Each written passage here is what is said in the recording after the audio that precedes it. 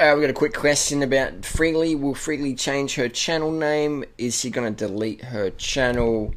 So some questions on my Tumblr. Have any questions? Go to Ask Doona on Tumblr. I'll put a link down below if I remember this time. But there's definitely no way Freelee Banana Girl is going to get rid of the words Freelee Banana Girl. Freelee came up with the name Freelee.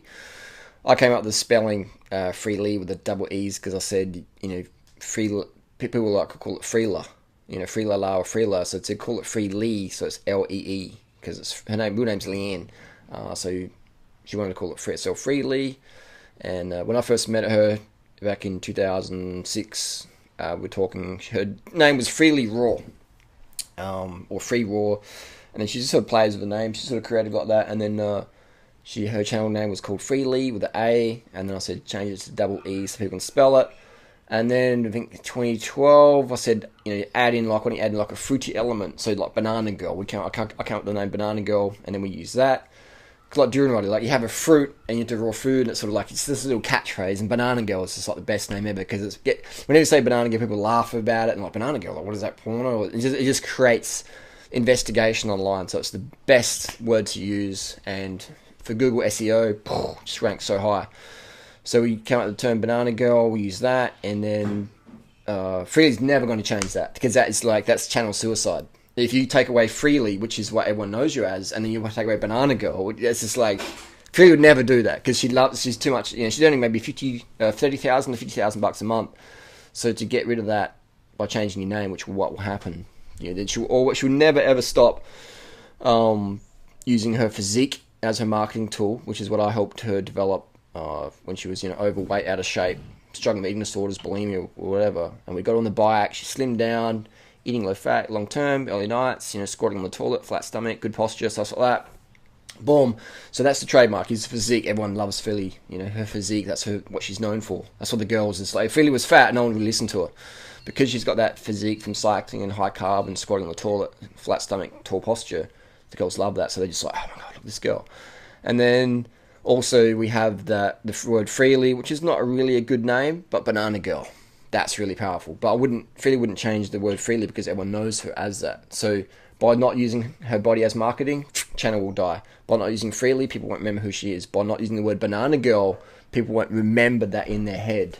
If that makes sense. So Freelee will always use a physique, just as I taught her. Thumbnails. I mean, some people say, oh, you objectified your girlfriend for 9 years and all this stuff. Man, Freelee was very resistant to putting a half-naked body up in thumbnails or in videos. Look at some of my videos from 2010 where she was like, don't put it up, don't look good. And it's like, man, fine, just girls want to see it. Girls love it, man. And that's her big audience. If you're female and you got it and you don't flaunt it, then you miss out on a massive audience. So Freelee's always going to flaunt it, and she's always going to use Banana Girl. She's always going to use Freelee. She doesn't. She knows her channel will die. She'll lose her income. It'll just fizzle down. She won't lose income. She'll make a few pennies, but it will just be like, it'll kill it massively. And again, so to answer the question, people said, oh, you objectified your girlfriend, blah, blah, blah. It's like, no. You got to use what you got.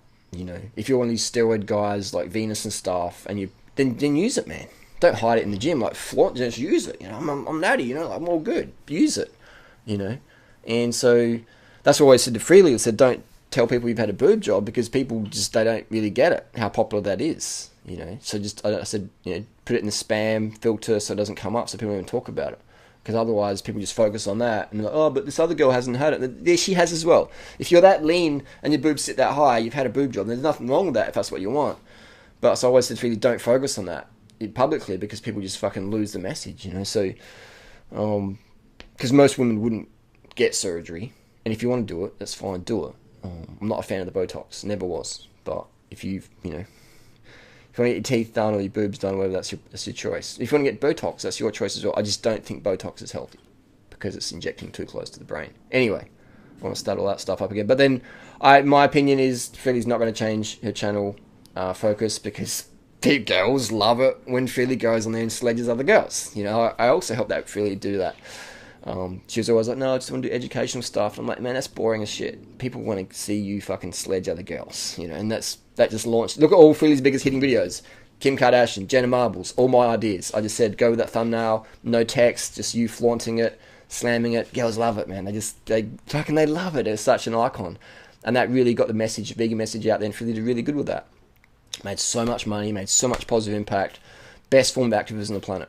Someone else sometime said, "What's the best? How to be an animal activist?" I said, "Man, just if you're a chick with a slim body, just flaunt it and just sledge other YouTubers or celebrities. Not a sledging in the traditional sense, but say, look, your diet's causing cancer, it's causing animal cruelty. This is how you can improve it. Boom, boom, boom. This is my results." And I always say, Freelee, stand up in the corner, maybe do your squats, just show that physique, show the torso, tall posture, etc. And that was just a winning combination. So Freelee's always going to use that, because that's what earned the biggest bucks and created the biggest impact. Obviously, Freelee's more about the bucks now versus impact, and that's fine. That's just her choice. But it's sad to see. But so I would say that Freelee's just trying to lose her association with me, and I don't care. I'm happy that Freelee's got success. I'm definitely happy for us. It's like someone said the other day, I'm a queen maker, and I would say that's true. I enjoy really helping people with their success, and that's why I enjoy helping the guys and the girls with their fitness or their YouTube or whatever. Even the other day, I paced guys up Norton Summit on my e-bike, and they got faster times than I did. They pushed me down the leaderboard on Strava. Like 3 guys pushed me down. I don't care. I'm happy for people to beat me. I enjoy seeing people succeed. I'm like a domestique. I'm not a GC rider in life. I'm like a domestic. I enjoy helping people help themselves.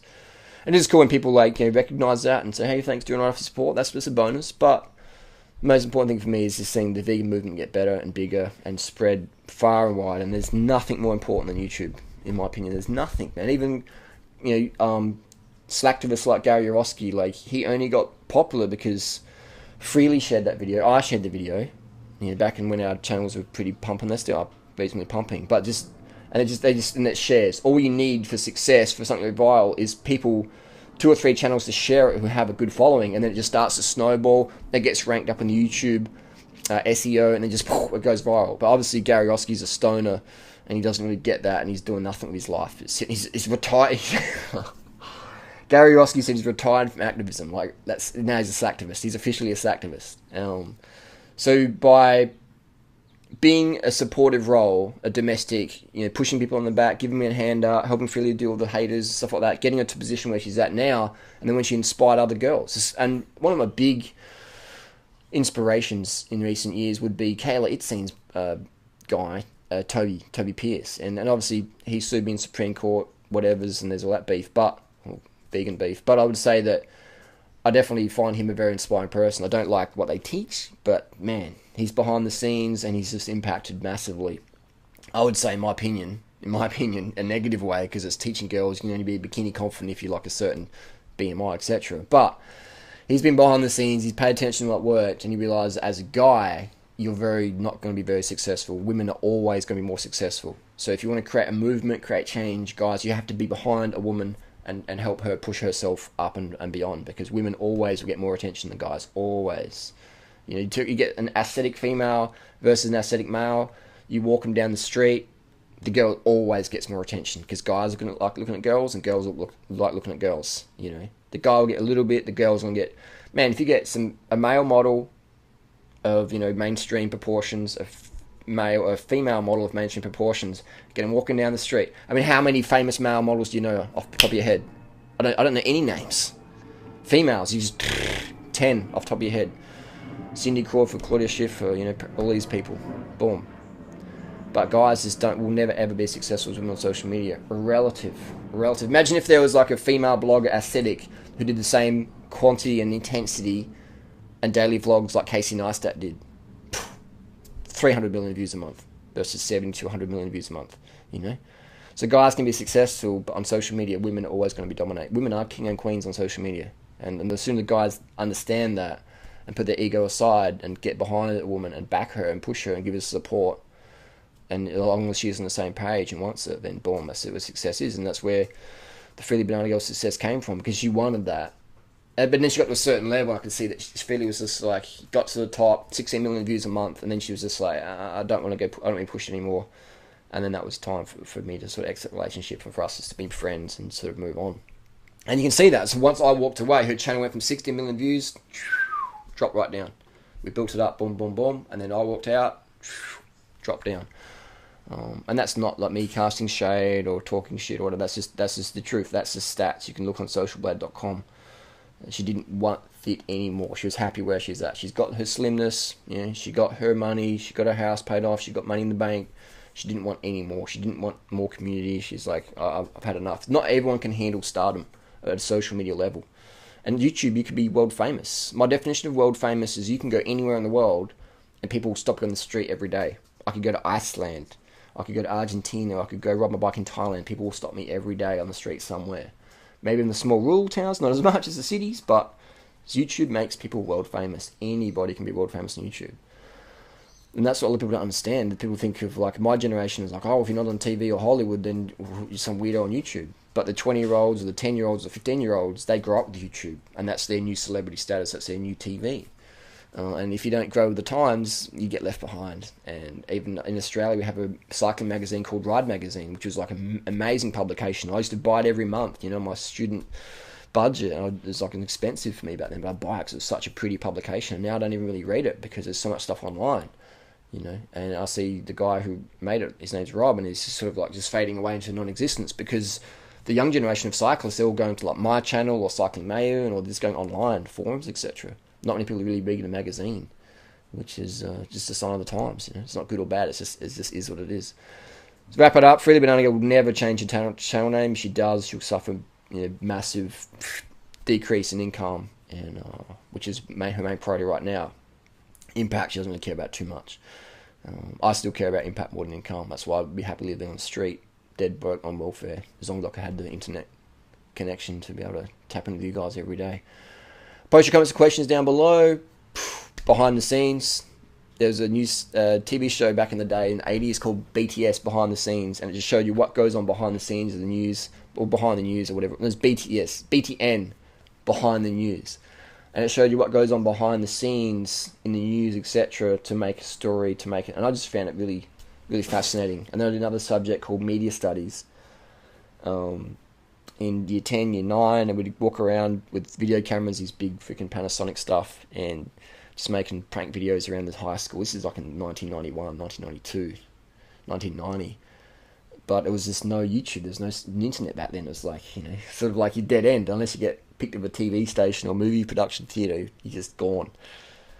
So I've always been interested in making, you know, stuff with video, helping people help themselves, helping the environment, creating awareness. And so that's why YouTube for me is like the best job on the planet. And that's why I find it hard to be anywhere in my proximity, my social group, anyone who's not really addicted to YouTube.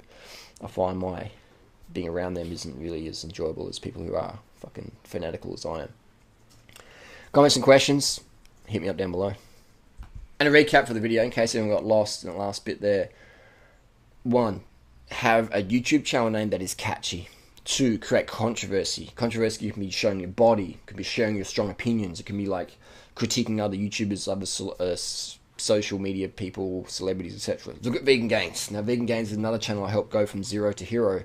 I'd help Richard with his thumbnails. I say go after Hodge twins, go after, you know, all these fake natty crew, you know, Furious Pete, all these crew. I said basically Vegan Gains from zero to hero. My effort, and actually my advice, but Richard's effort. Richard still turned up. He did his editing. He critiqued crew. He got the double bicep thing, which I helped him create there, because he looked too. When you wear a t-shirt, you look too skinny, don't you? And if you're in the bodybuilding scene, you look like that. People are like, skinny teenager.